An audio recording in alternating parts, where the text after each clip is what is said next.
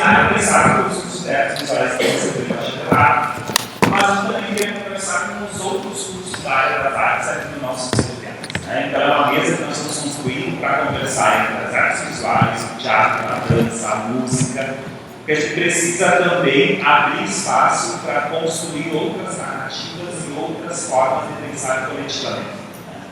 Então, é uma mesa que nós estamos muito contentes de poder estar as 4 áreas do conhecimento do nosso centro de artes para poder se estudar e pensar o lugar da arte na produção desse saber que também envolve os espaços escolares, não escolares e os mais distintos contextos. Eu estava na programação e não poderei tento estar em outros 3 espaços ao mesmo tempo, sempre. Mas quem vai me substituir é uma das pessoas mais queridas do Centro de Artes, querida por pessoa e querida por todas as pessoas, que é a Nádia. Peço uma salva de palmas para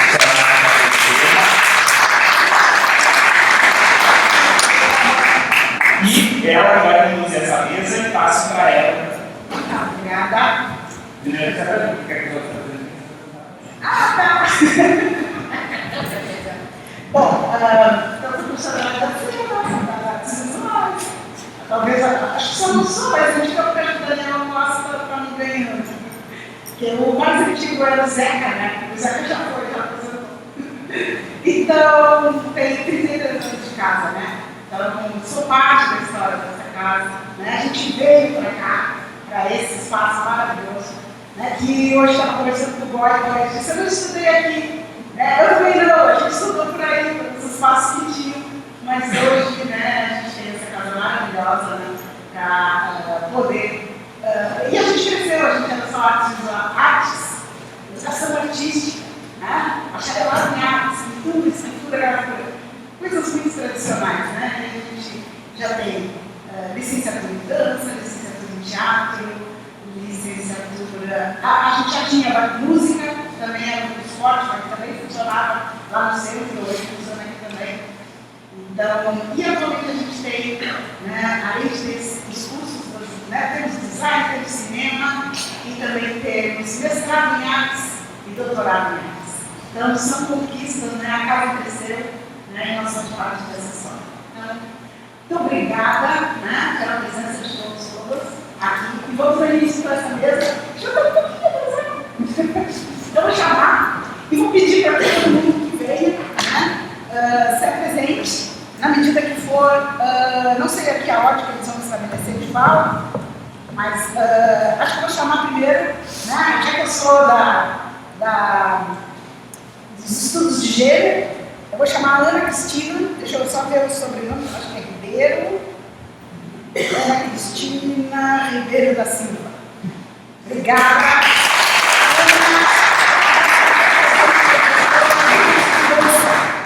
Vou chamar também para compor a mesa o Felipe da Silva Martins, que é da música.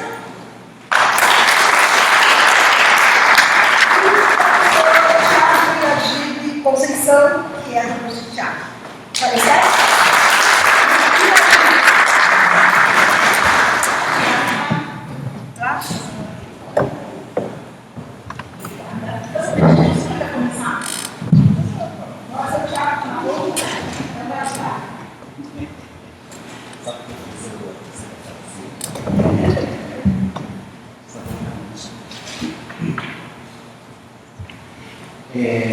Bom, gente, muito bom dia a todas as pessoas aqui presentes. Agradecer o convite, né, de fazer parte desse momento, trazendo discussões, reflexões, né, para a gente compondo esse lugar de construção de conhecimento no campo das artes, que não separa, mas aproxima, né, e desfaz um pouco das barreiras, né, entre as artes. Né. Acho que um pouco esse é o meu modo de, tem sido o meu modo de pensar, prática como artista, como docente, como pesquisador, né? Estabelecendo outros modos de a gente se organizar, né? De a gente pensar a nossa própria produção de conhecimento, a nossa própria redação em sala de aula, a nossa própria ocupação dentro, né, da pesquisa, da extensão.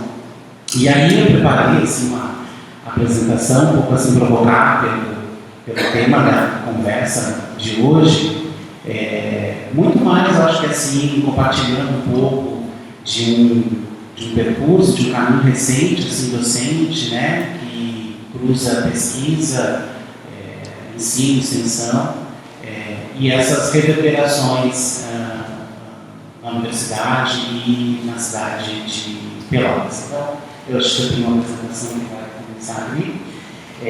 Vou tentar, assim, ser breve, assim, né, não tomar assim, muito tempo por conta do horário já muito avançado.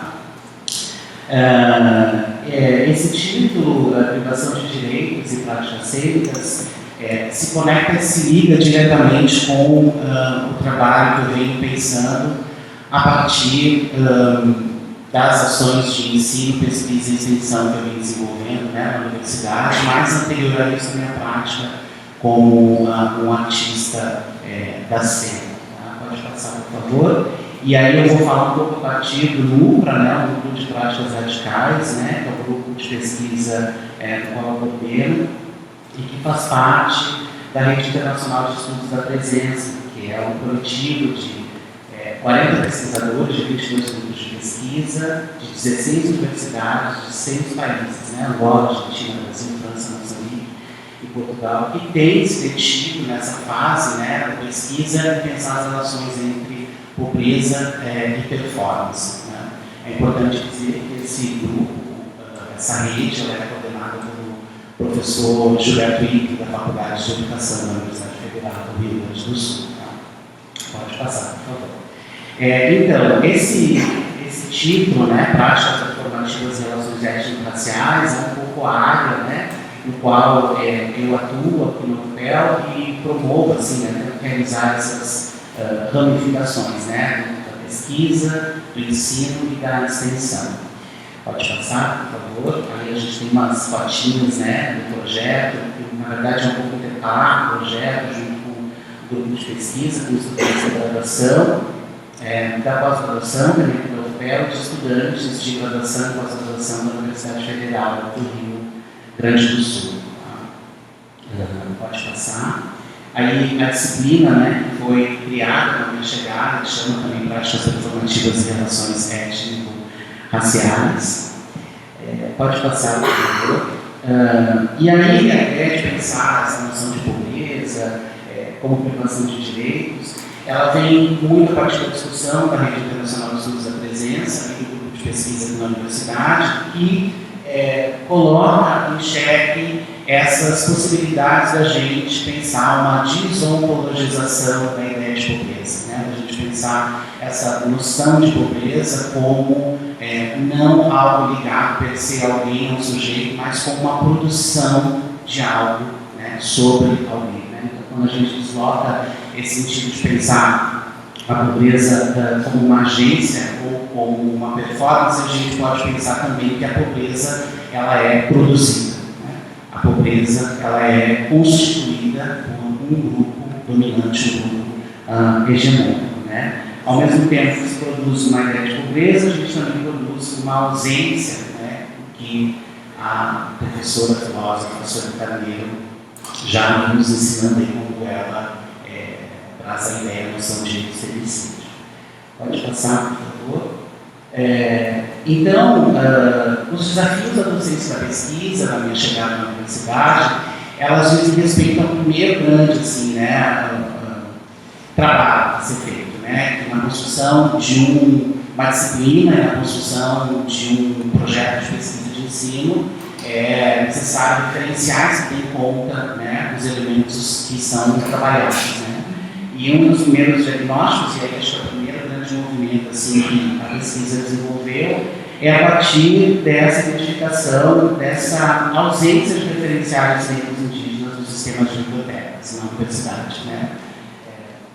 Não é dizer que não há presença de autorias, mas elas, em muitos casos, e principalmente relacionados às necessidades da disciplina que foi criada, elas não davam conta, né, das necessidades. Né? Pode passar, por favor. E aí a pergunta de pesquisa, já que a gente está aqui no seminário, né, de pesquisa, que surgiu junto com os estudantes foi essa. Né?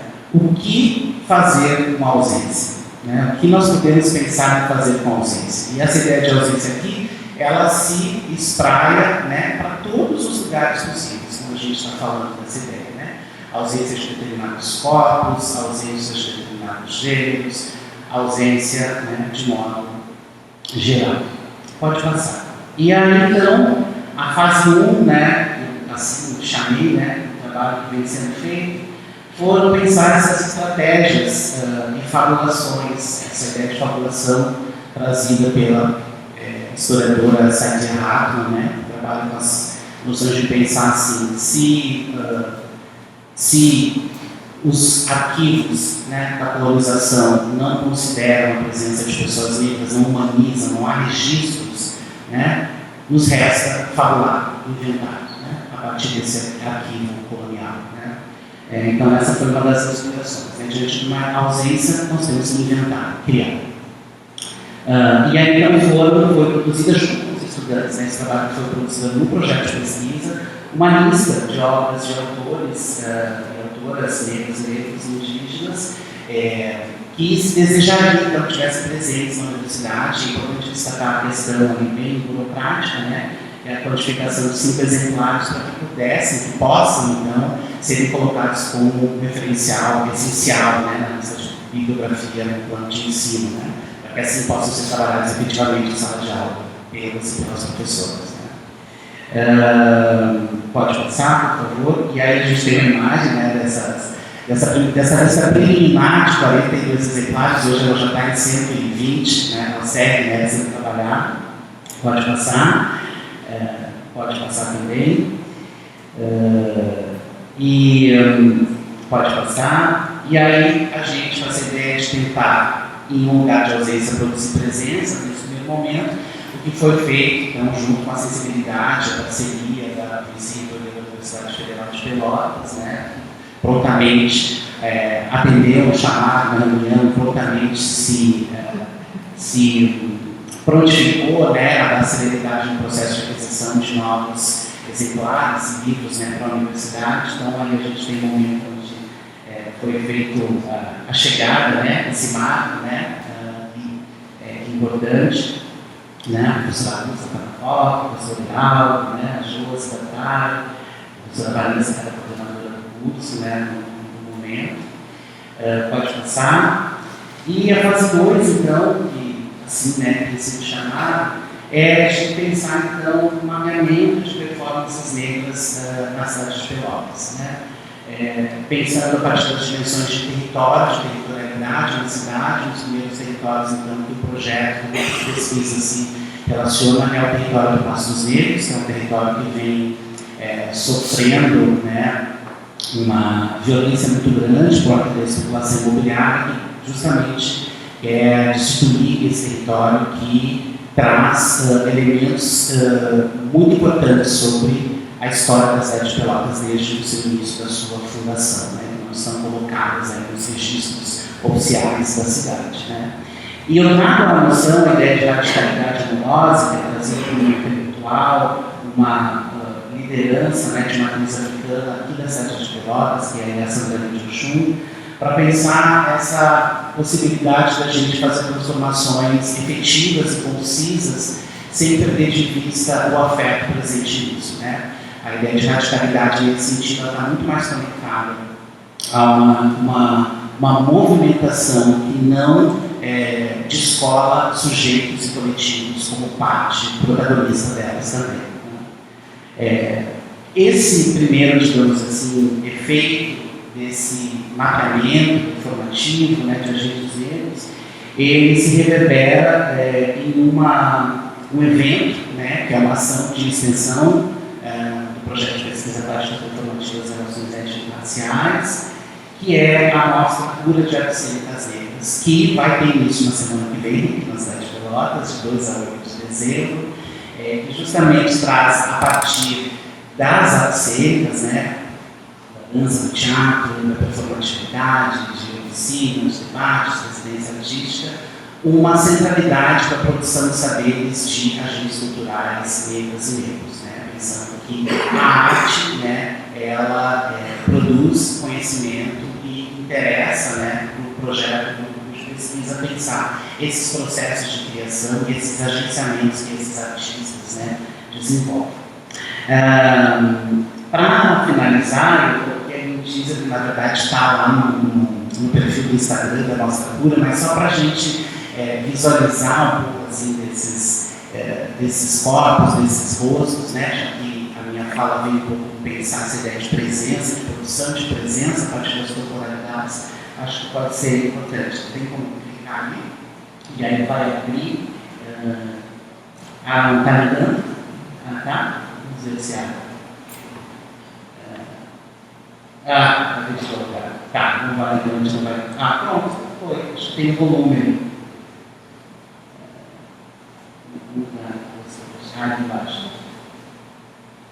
Acho que tem volume. Acho que tem que clicar ali.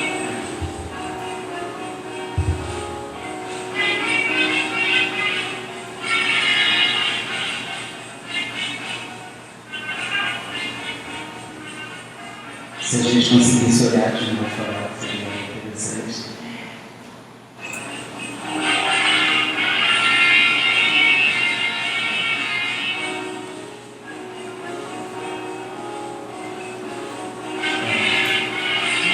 Ela não voltou.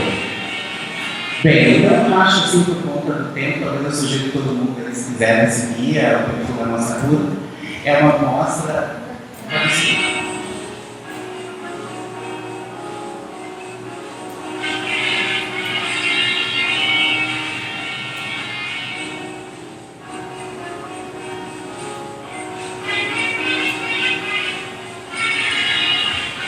Ok. E essa mostra, obviamente, né, ela é construída com muitas mãos, né, ela tem um apoio institucional que foi fundamental para a realização dela, que é da Pró-Reitoria de Extensão e Cultura, né, e outras instituições da cidade de Pelotas, e todos convidados, né, e nesse sentido, essa fase também da pesquisa, ela se coloca nesse lugar de pensar as corporeidades negras no campo das artes como um lugar que trama em vários lugares da cidade. Vai ter aqui no Centro de Artes, nesse palco para escutar, vai ter no Salão Preta, vai ter ali no prédio novo do Teatro Dança, vai ter lá no Jardim da Secult, no centro, vai ter Passo dos Negros, o Lombo vai ouvir no Novo Distrito, EAP, Espaço de Arte Popular do Papel, e tramando, então, assim, trazendo a centralidade dos saberes negros com o intuito de pensar como um eixo estruturante, né, da nossa sociedade, e aí sim a gente pensar outros modos também que estruturam o nosso fazer no campo artístico. Acho que fico por aqui por enquanto. Obrigado.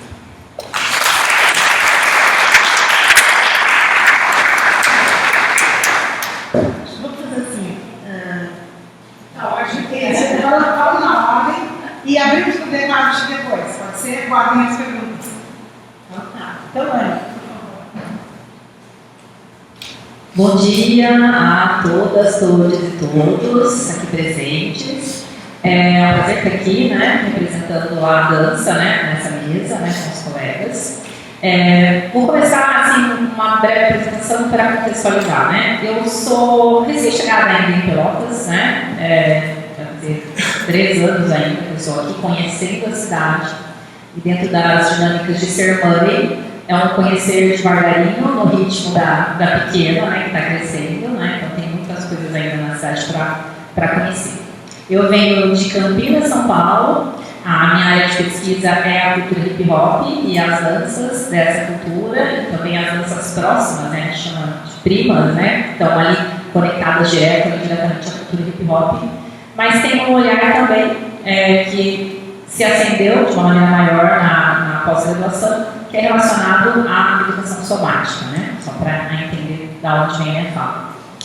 E o tema da mesa, né, me fez me lembrar a tríade da educação somática, que é eu comigo, eu com o outro e eu com o ambiente. Então, eu vou compartilhar com vocês algumas reflexões que eu desejo movimentar vocês e trazer essa auto-reflexão também sobre como a gente observa e como é a nossa escuta nesses diálogos que, infelizmente, na maior parte do tempo são verticais, né? E a gente precisa começar a pensar horizontalmente, pensando nessa convivência entre as pessoas.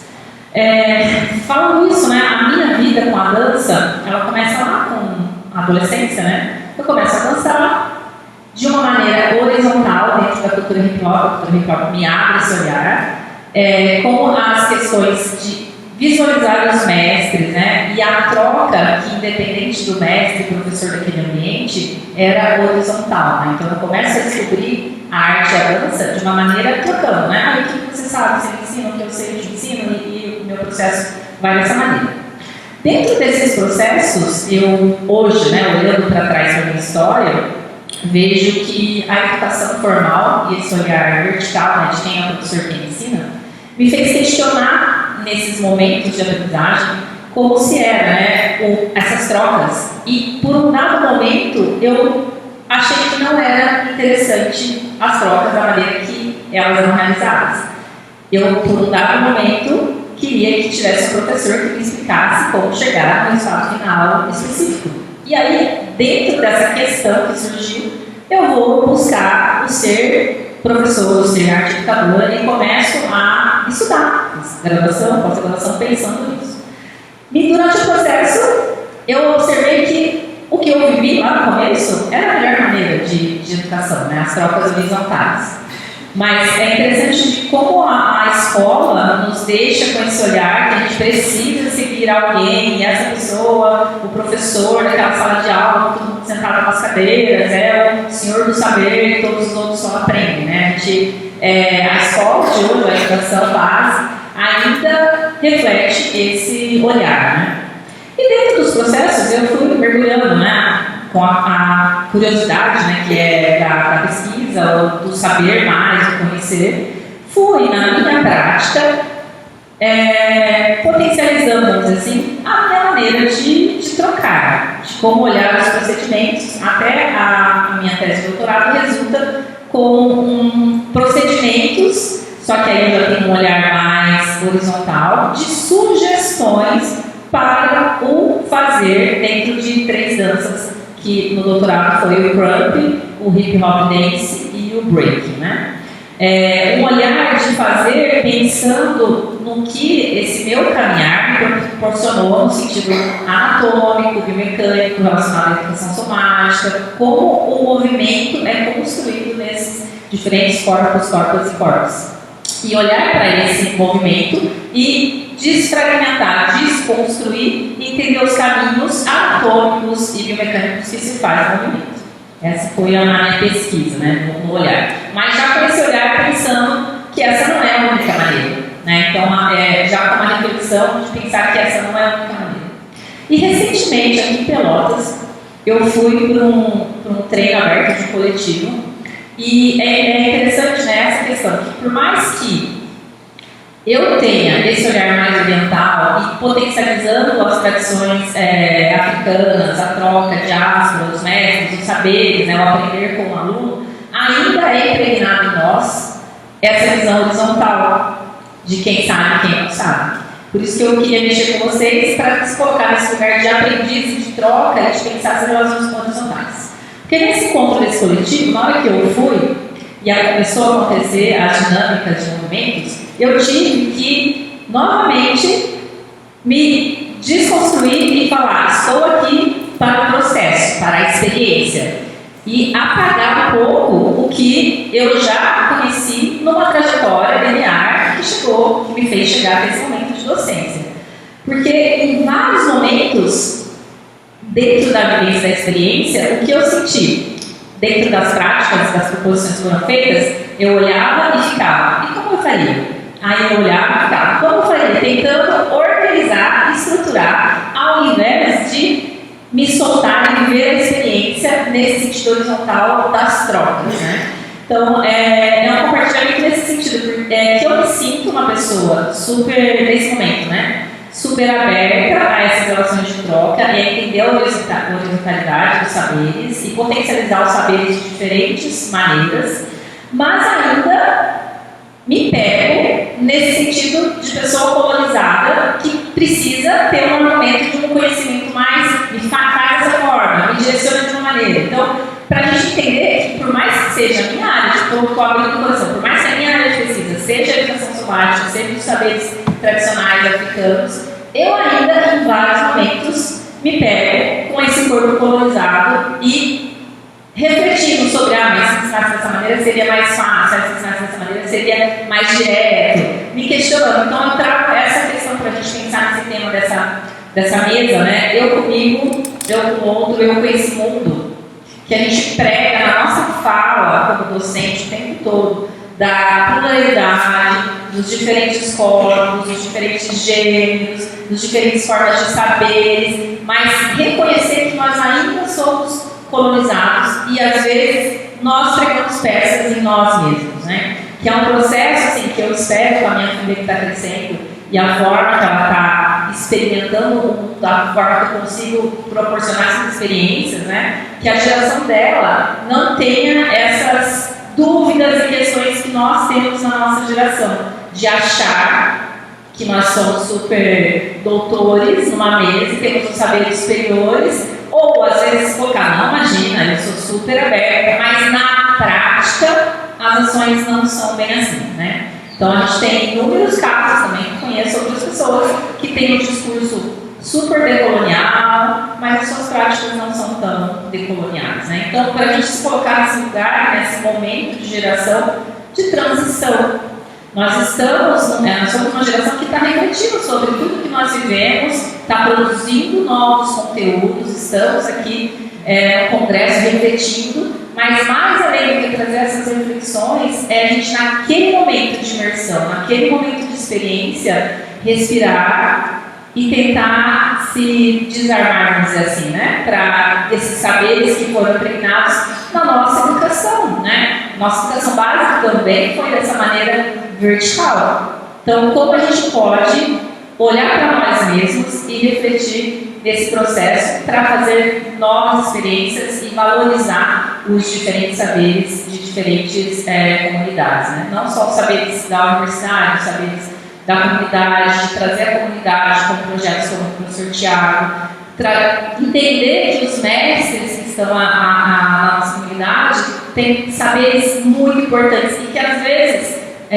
trazendo de novo a minha filha, uma criança de 5 anos te ensina muito, assim, em vários momentos, né? Se abrir dessa verticalidade e olhar de maneira horizontal para os outros.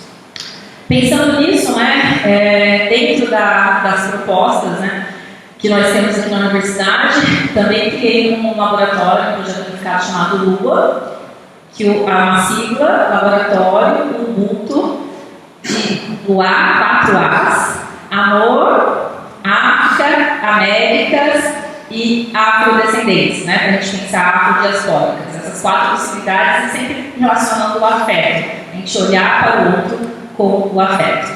E vou citar, né, um cantor, um MC de hip hop, que é o Snoop Dogg, que foi bem criticado, né, mas vai pensar nessa fala dele. Ele foi paraninfo de uma universidade, né, então ele foi falar para um grupo de universitários nos Estados Unidos, e ele abre a fala dele falando assim, primeiramente eu gostaria de agradecer a mim mesmo. E aí ele começou a falar dele, depois ele fez vários agradecimentos. E ele foi super criticado, depois ele faz um outro vídeo comentando, né? Que a gente fala de autocuidado, de autoescuta, então ele fala sempre eu vou agradecer a mim mesmo, porque eu sei das minhas batalhas, das minhas lutas, das minhas dores, o que eu passei para estar nesse momento. Então eu preciso, como autocuidado, reconhecer e ter esse carinho, esse cuidado com si próprio, né? Que traz novamente essa tríade da educação somática, eu comigo, eu com o outro e eu com o ambiente. Então eu preciso saber quem eu sou, como está o meu corpo, como eu estou agindo nessa experiência, refletindo sobre esse processo e sentindo esse momento. Só depois desse autoconhecimento, que pode ser anatômico, pode ser psicológico, a gente vai ter diferentes maneiras, né? Seria mágico se a gente conseguisse dar conta de tudo, né? Mas olhar para si e se agradecer e falar parabéns por esse momento, por essa vitória de estar aqui. que só depois desse autocuidado a gente pode pensar na relação com o outro e pensar nesse outro relacionando com o ambiente e com outras pessoas, né? Então é essa reflexão e essa questão que eu deixo para vocês de refletir sobre esse momento que você está lá como pesquisador, pesquisadora, pesquisadora, naquele ambiente da comunidade, ouvindo aqueles saberes para se desarmar e potencializar esses diferentes saberes. Porque no diálogo, a única certeza que nós temos é que nós estamos falando, mas a verdade, que é uma verdade, ela vai ser uma terceira pessoa. Nunca dá para a gente ter essa relação, porque eu tenho as minhas verdades e ela tem as verdades dela, a partir das suas próprias experiências. Então a gente precisa reconhecer nesse processo de pesquisador, de articulador, ir para o campo, ir para a vida, né, para experienciar a vida desarmado e com essa reflexão de quem eu sou e que a gente é ainda corpos e corpos colonizados, que precisamos muito ainda quebrar inúmeros paradigmas e inúmeras coisas impostas sobre nós. Obrigada.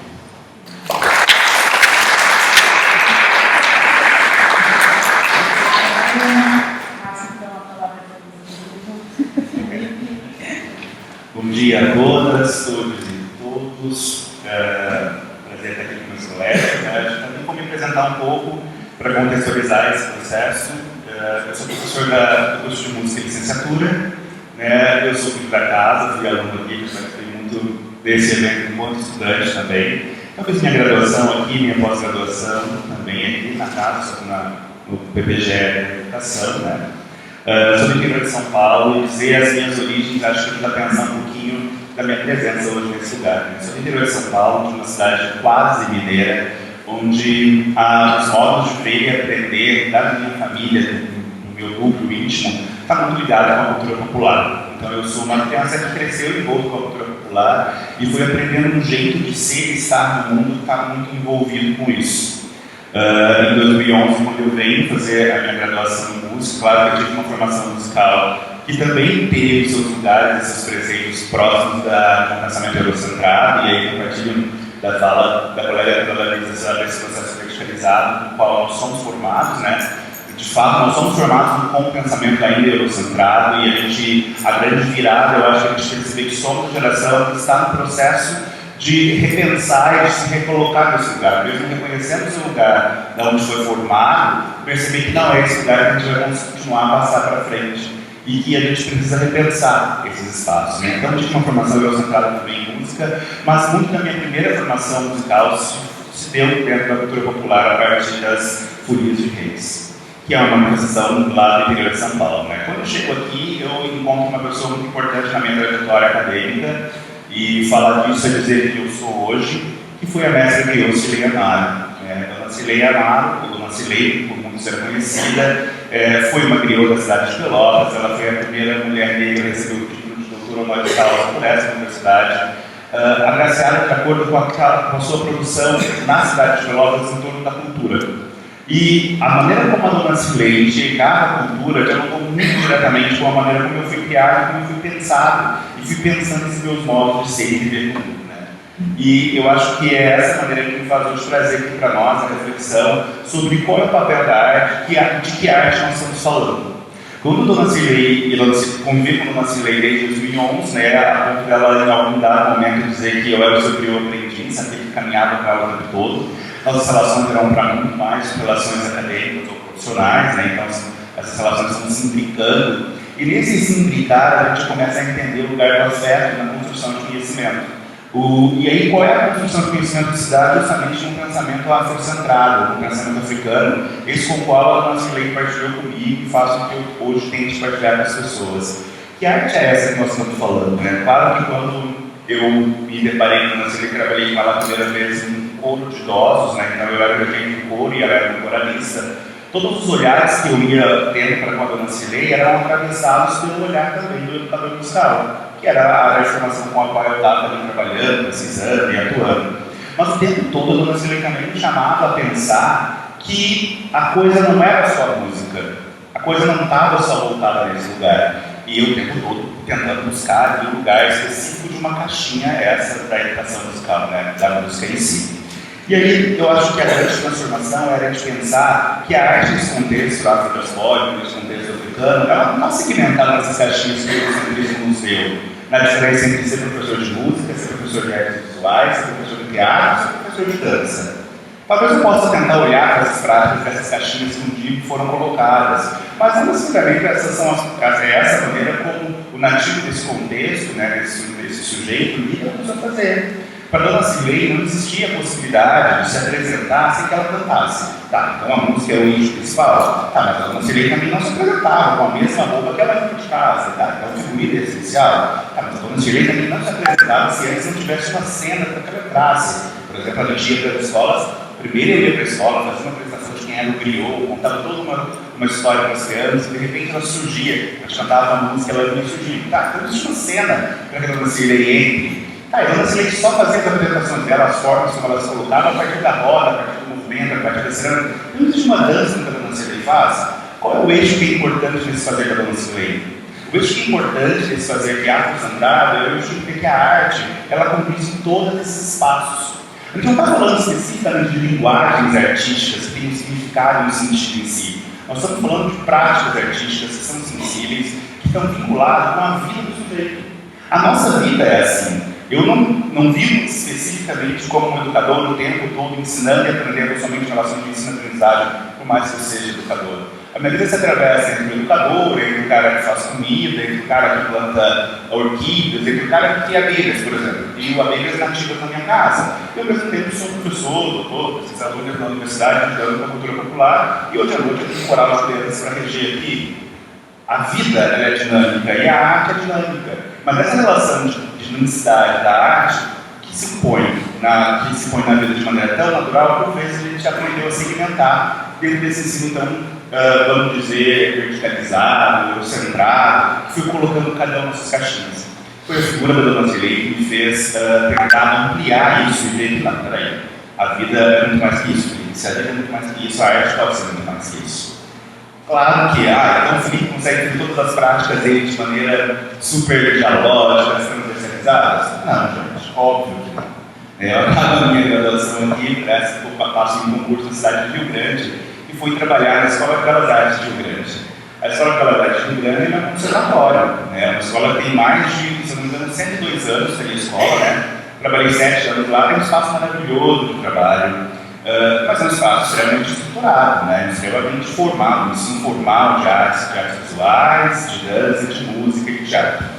Há um processo de renovação desse espaço? Com certeza, né? A escola não vive 100 anos da mesma maneira que ela foi criada em 1900. De maneira nenhuma, ela está viva até hoje, porque esses espaços estão sendo a cada dia renovados pelas nossas presenças, pela presencialidade de nós aqui, né? E aí eu trago essa grande oportunidade de pensar quais são os corpos que compõem essa mesa hoje, quais são os corpos que compõem essa plateia hoje, né? Na outra participação que tive aqui do evento na segunda-feira, num grupo, também trouxe essa reflexão, né, de pensar que nossos corpos ocupam esse espaço hoje da academia. Nossos corpos ocupam esse espaço da construção do saber.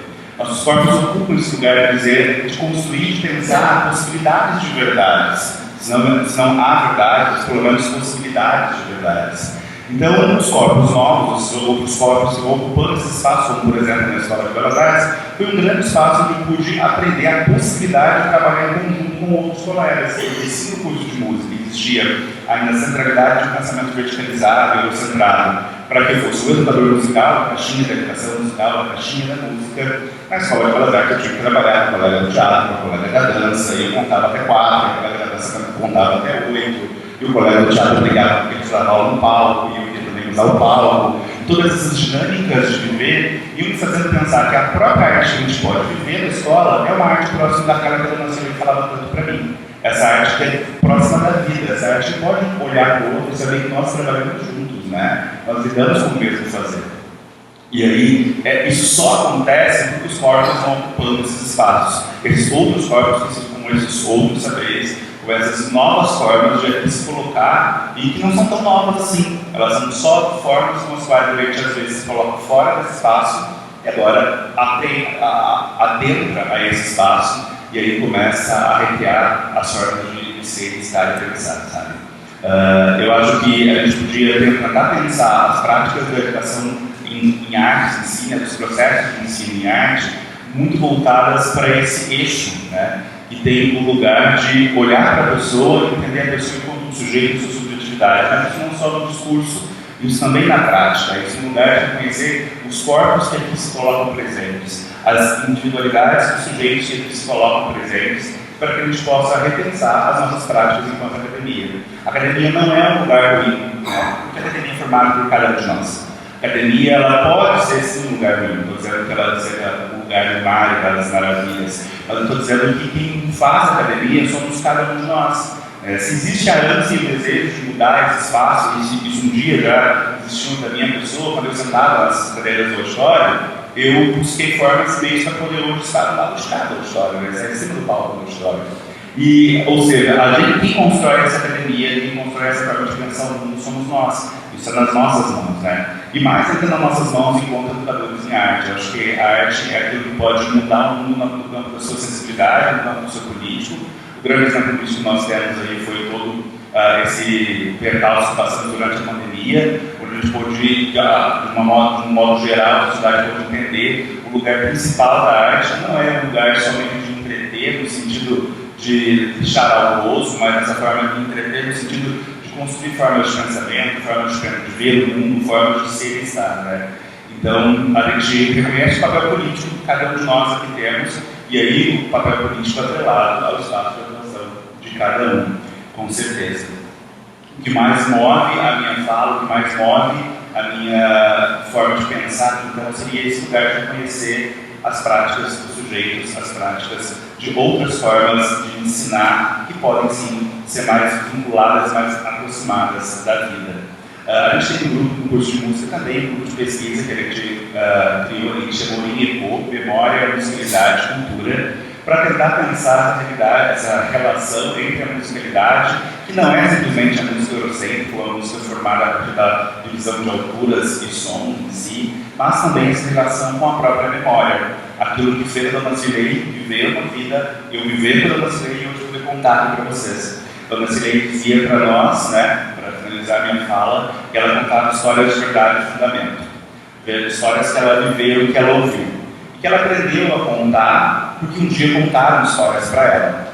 E acho que esse é o papel do educador, e acho que esse é o papel que ele tem que fazer, que é contar histórias e contar outras formas de ver o mundo. Para que vocês possam, então, viver e ouvir histórias. Essas histórias que são minhas, agora possam também ser histórias de vocês. Histórias de verdade e fundamento, minhas e suas. E também histórias que vocês viveram, histórias que vocês também ouviram. Histórias que vocês possam propagar e que a gente possa aí continuar formando e pensando outros sujeitos no campo da arte.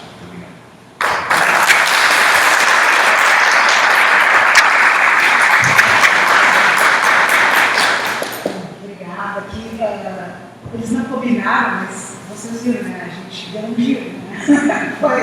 Começamos nos perguntando, né? O que fazer com as ausências, e dá para fazer uma série de coisas, né? E somos presentes. Então, assim, parabéns, né? A esses professores, professora, que estão aqui, né, dentro desse centro de artes, né, renovando, sendo uma transição, como vocês bem disseram, né, porque a gente, de fato, fomos formados no eixo vertical e é preciso construir essa formação mais horizontal, né, mas para fazer isso é preciso se conhecer, é preciso se alfabetizar, né? É preciso estar disposto a se permitir estar com o outro, aprender, se colocar na condição de aprendizes, como você bem destacou. E que coisa linda ser aprendiz, né, da criou Cirlei Amado, né? Parabéns, né? Esse é o maior elogio que tu podia ter recebido. Parabéns, Felipe. E Felipe, é isso, né? A academia somos nós. Né? Então, vocês são parte desse momento, né, de mudança que está acontecendo, assim como todos aqui, né, que também são, né, parte da mudança, e uma mudança que está atrasada, muito atrasada, que tinha que ter, né, começado antes, mas enfim, estamos aqui, estamos tentando fazer a nossa parte. Então, como pensar os processos, como pensar nós mesmos, como pensarmos nós com os outros, como pensarmos nós com o mundo. Então, obrigada aqui e imediatamente abro para quem tiver perguntas. Acho que Daisy vai ajudar levando o microfone para quem tiver.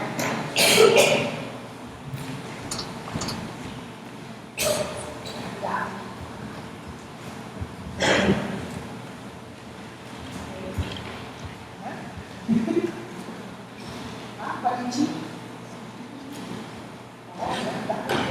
Não precisa ser perguntas, né? Pode ser só só. pode ser.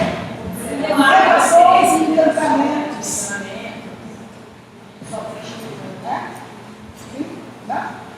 Nós tivemos a prática de falar assim. Preciso.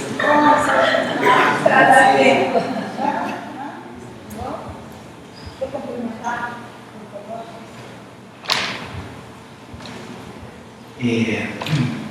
Acho que eu gosto, assim, né, tenho experimentado, né, essa relação, a própria sala de aula, assim, né, que tem a ver, eu acho que a gente está sendo muito feliz, assim, de estar, assim, criando conexões muito, assim, né, precisas, né, com as nossas falas aqui, práticas, e tenho experimentado muito, assim, o espaço na sala de aula a partir de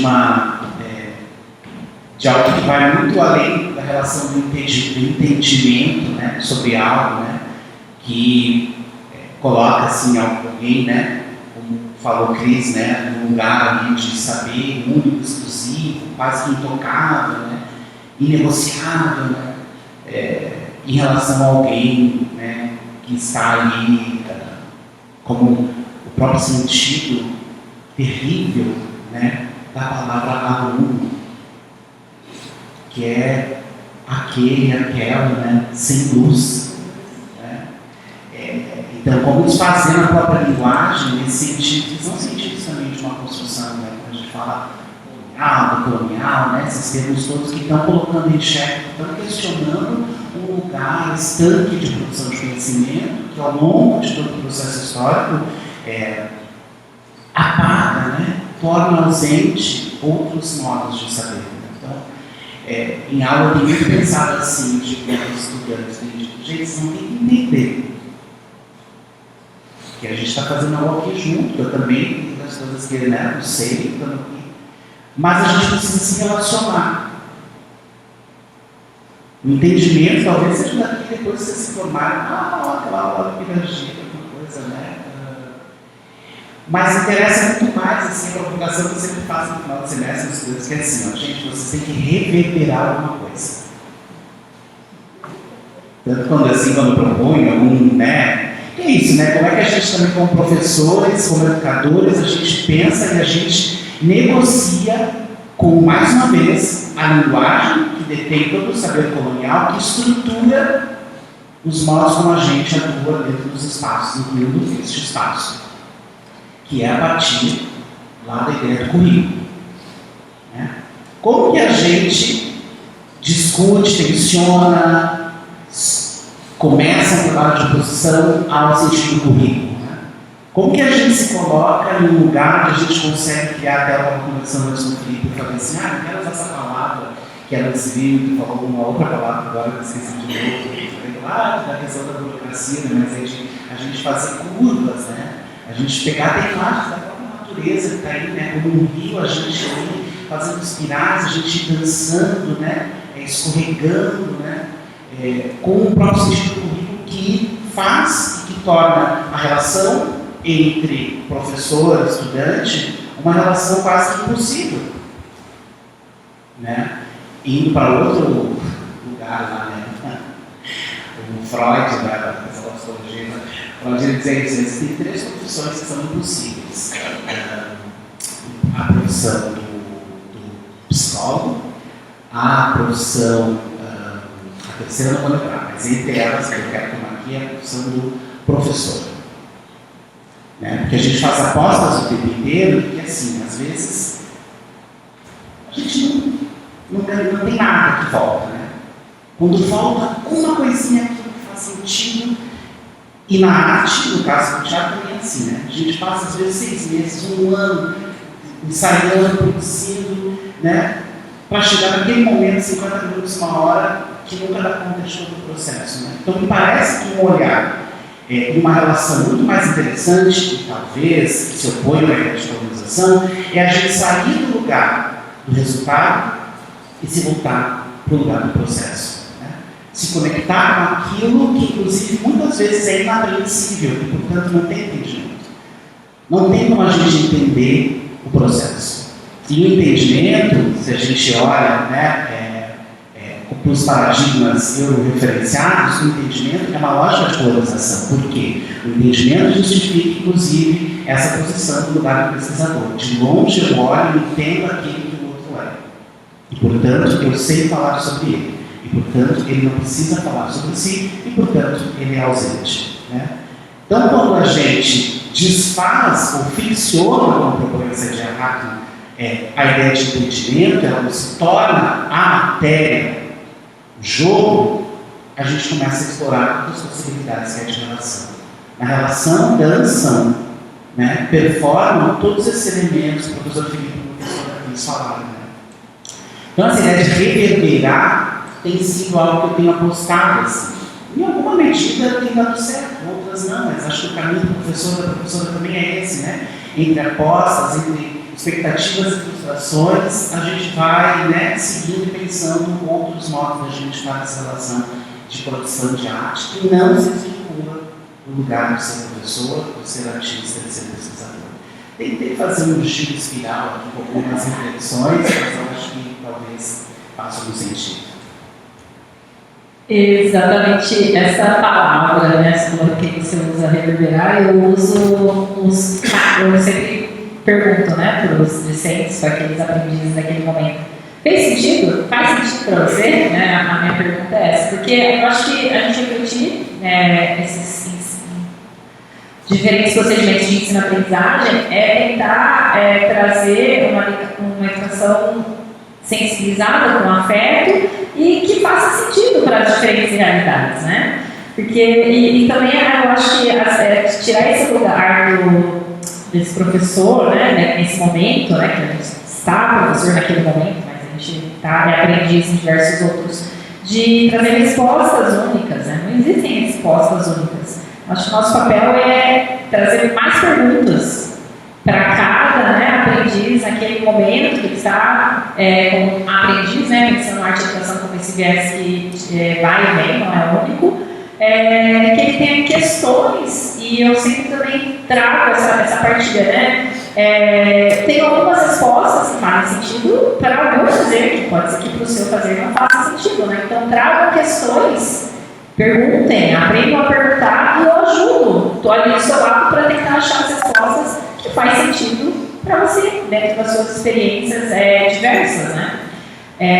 Bem complexo a gente ter ainda essas respostas universais, até pensando num outro momento, né, de como dessa dualidade, né, do certo e errado, né, tentar quebrar também o bom e o mal, as diferentes cores, né, tentar entender o todo e esse espiral constante de ir e vir, né, por mais que a gente tenta sair desse mundo cartesiano, às vezes a gente volta de novo para a caixa cartesiana, e até a questão nossa, né, dentro desse mundo universitário, a gente tem que colocar aquela pessoa como número, né? Tipo, da 1, da 2, da 3, por que eu é 4, por que é 5, por que é 6, compensar esses formatos também de avaliação que esses espaços educacionais nos trazem, né? Ao invés de trazer um parecer mais aberto, que a gente possa dialogar de diferentes maneiras, né? Uma forma de construir processos avaliativos diferentes também, compartilhados. Uma prática minha também é sempre trazer, dentro das minhas avaliações, uma autoavaliação. Então, os alunos sempre, alunos, né? Vamos ter que falar aprendizes nesse momento. eles olharem para si, pensando também nessa crise de autoconhecimento, né? Olhar para si naquele semestre específico e como foi o semestre, né? Para pensar essa avaliação compartilhada também desses processos. E nesses processos também, uma fala que eu concordo, né, com os professores, o processo é muito valioso, né? As obras, as pesquisas, o que você vive, a experiência da construção daquela obra artística diz muito mais do que só a obra em si, né? E que as nossas obras diversas gerem mais questões, né? É legal, e essa coisa do entender, muitas pessoas falam, até comentei com a Prof. Maria, né, de uma performance que ela tem, que chegou até mim, um amigo da minha filha, o pai da amigo, olha, eu assisti, mas eu não entendi nada. A gente tem mania dentro dessa pessoa, eu quero entender, às vezes não é para você racionalizar, né? A gente pensar não só com o lógico, raciocínio, essa dualidade, mas pensar essa pós-percepção, né? O que a gente pode perceber com todos os sentidos, né? E sentir, às vezes a gente está numa sociedade que tem medo do afeto e tem medo da sensação de sensibilizar, né? Como a gente pode tentar quebrar isso e voltar para esse mundo de sensação que não é separado de caixinhas, como o professor disse. A gente está sempre o todo. A gente está em casa cantando, dançando, às vezes escrevendo algo e pensar na sensação de cada ato, de cada momento, né? É isso. Vou passar a palavra para você. E pensando aqui junto com os colegas, né, eu tenho dito nas minhas aulas que, nas aulas em todos os espaços que eu já falei como educador, assim, que a educação é uma relação. É sempre uma relação que é dada entre duas pessoas, entre as pessoas do grupo em si, né? Ela nunca é só um processo de ensino, onde vem o meu saber ao outro, de aprendizagem, o desejo do outro de aprender. Senão dessa relação que pode ser construída, né? E essa relação é construída a partir desse lugar do afeto, do sentir, num lugar também que nós, professores em arte, muitas vezes nos colocamos, que é o lugar do risco, né? Como é que a gente forma um artista? Para que eu vou para dentro da escola para ensinar alguém a ser um artista ou fazer arte? O que é formar um artista? O que é ensinar alguém a fazer arte? É possível fazer isso? Se não, se colocar do risco de sentir algo, de vivenciar algo, de experienciar algo, né? De poder trocar e ter no processo de educação, esse processo de relação, esse processo da sensibilidade, esse processo do risco. Diz uma colega minha que, pensando na formação específica com a qual a gente trabalha, né, na educação musical, no processo de formação de professores, né, que o médico mata um por vez na sala de cirurgia, que por vezes a gente mata 40 de uma vez só, quando a gente entra numa sala de aula. E quando eu entro numa sala de aula, eu digo, vocês são muito desafinados, por exemplo, talvez eu tenha ali 30, 40 pessoas que nunca mais vão cantar na vida, porque o que eu entendo como cantar bem, um padrão de afinação, talvez não seja prática daquele sujeito. E se expressar em arte seria só cantar no padrão egocêntrico de afinação? Será que o mundo é muito mais outra história de sentir e viver? Será que fazer arte é muito mais do que isso, né? Compartilhando um pouco das experiências que a gente tem, eu tive o prazer de ser professor no IFSU, no campus KBG, durante um tempo como professor substituto. E lá tinha um problema de currículos, e eu enfrentei um problema de currículo, digamos assim. Eles têm um currículo muito fechado, por ser também uma escola técnica, né? E aí tinha lá um currículo da disciplina de artes, música, então todo mundo passava por essa disciplina. Acho que a maioria das pessoas que conhecem, mas o IFSU, o KBG, é um campus do Instituto Federal que tem como seu grande norte os cursos de agropecuária, os cursos voltados para as ciências agrárias. Então eram esses alunos que circulavam pela aula de música, pela aula do componente curricular arte.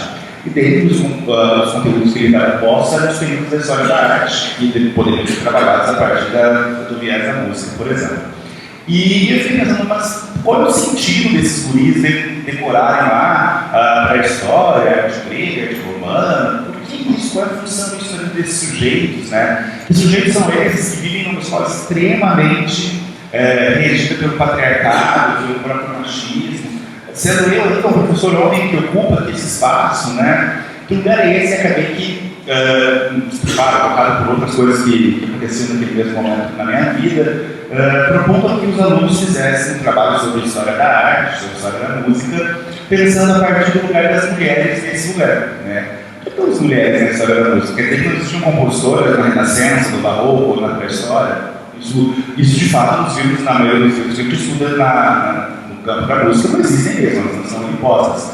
Mas no pleno século XXI a gente já podia olhar para um outro lugar, né? E aí movi os alunos naquele trabalho primeiro, a divisão dos grupos. Os grupos já não seriam mais divididos no grupo 1, 2, 3. Cada dos grupos recebeu o nome de uma mulher negra brasileira e deveria, ao iniciar o processo de apresentação do seu seminário, dizer sobre aquela mulher. Então, tinha um grupo, por exemplo, da Tiziaca, tinha o grupo da Dona Ivone Lara, e aí os alunos deveriam apresentar quem era esse sujeito, quem era essa mulher, e para aquelas crianças e adolescentes do ensino médio já era uma grande novidade. Além disso, existe a obrigatoriedade de trazer 3 compositoras de cada período da história da música, história da arte que a gente está estudando. Claro que nem eu conhecia essas compositoras, nem eu tinha acesso a elas, e não passou por uma informação desse tipo de coisa. Mas era uma necessidade que deveria ter tido na informação, essa forma de olhar o conhecimento já está atrasada, a gente tinha olhando para isso, e aí nós não podíamos mais reproduzir isso como educador, e aí propus isso para os alunos, e os alunos trouxeram vários nomes, e além dos nomes, eles tinham que trazer exemplos das músicas dessas pessoas, né? De que eu vi isso na aula de música também. Eu estou contando isso, na segunda-feira a gente participei de uma mesa, onde uma das alunas, que foi minha aluna no ensino médio, hoje ela estuda na faculdade e faz curso de design, né? E a Duda, naquela época, minha aluna fez essa atividade, fez lá com o grupo dela, nem lembro agora as mulheres, professores e tal. A atividade para mim marcou muito, mas a Duda hoje faz uma pesquisa sobre mulheres no ensino da arte, fez um sketchbook, eu acho, com, sei lá, talvez 100 e tantas mulheres na história da arte como um todo. E aí eu fico pensando, a gente às vezes pode matar um ou matar 40, mas a gente só não também que é isso que o grande traz, isso reverbera em alguma coisa. E eu, naquela hora, eu pensei isso, eu pensei na minha dificuldade de não ter, talvez, tido essa informação sobre quem são as mulheres compositoras, mas a necessidade naquele espaço patriarcal, que é uma escola agrícola, dizer, não, as mulheres produzem pra caramba, a gente não quer ver. E aí propôs isso para adolescentes do ensino médio. Isso reverberando, e eu entro na sala para orientar um outro aluno meu, outro trabalho, e da Duda apresentando um trabalho com mais de 100 mulheres do campo da história da arte, um trabalho lindo, super profundo, que na época da disciplina que ela fez, tinham 40 mulheres, ela seguiu fazendo isso, hoje está 100 e tantas ainda no trabalho dela, mas para pensar o mundo que educação e é isso, né? Enquanto a arte é isso. A gente poderia tentar reverberar e continuar reverberando no outro, né? Na sorte de matar 40 ou deixar de ver 40, ainda acreditar que a gente pode chocar o outro, que a gente pode ser sensível e aí assumir esse lugar de risco. Ser um educador em arte, acho que é sempre isso, assumir esse lugar de risco. O risco de tocar em lugares que talvez eu não dê conta, humanamente falando, mas de acreditar que a gente vai tocar nos lugares que devem ser tocados nos sujeitos. Que é acreditar no grande poder transformador da sensibilidade, do sensível, só é, às vezes, não pode dizer. Muito obrigada. Gente, obrigada, foi um prazer estar aqui, de estar podendo compartilhar, né, as pesquisas, as práticas, os processos, trazer outros corpos, outros gêneros, outros autores, autoras, educadoras, indígenas, negros, tentar responder a pergunta e deixar, né, tentar responder a pergunta de onde estão, né, as ausências e ir trazendo. Esse foi a pergunta que nós também, que era nossa, onde estão as mulheres artistas, e por isso a gente faz um grupo de pesquisa, né? Então a gente compartilha aqui né, dessa necessidade de presença, né? E de presença que vai aos poucos mudando os currículos, que vai aos poucos, né? Então a gente tem uma professora de hip hop, né? A gente tem um professor que traz a arte cênica a partir, né, das nossas raízes, aqui também, a música brasileira é toda, né? Não, a gente não pode negar, né? não dá para esconder aqui, né? Embora os nomes muitas vezes não apareçam, né? E a gente também sabe de bom, né? Também aconteceu e ainda acontece. E ainda acontece, né? Então, é aqui o nosso trabalho de correr risco, né? Eu sempre quero lembrar do professor Pellegrini, que ele dizia muito isso. Bom, ser professor de artes é escolher andar na ponta bamba e saber que você não vai ter respostas, né, afirmativas e definitivas para nada nessa vida. Então, viva com isso.